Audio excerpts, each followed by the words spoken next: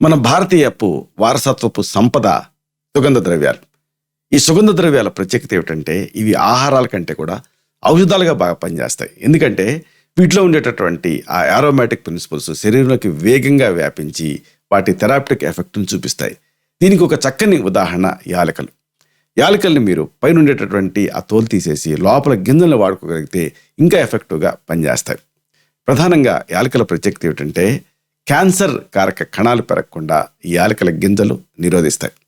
అలాగే వ్యాధి నిరోధక శక్తిని యాలకుల గింజలు పెంచుతాయి. ప్రధానంగా దీంతో ఒక అద్భుతమైన ఉపయోగం ఉంది. వికారం, వాంతి ఇలాంటి వాటిని ఇది నివారిస్తుంది. కాబట్టి ఇలాంటి సందర్భాలలో దీన్ని మీరు ఒక ఆహార ఔషధం కింద వాడుకోవచ్చు.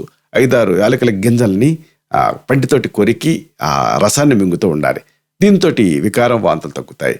ప్రధానంగా నోటి దుర్వాసన తగ్గించి చిగుళ్ళని యాలకుల గింజలు ఆరోగ్యంగా ఉంచుతాయి.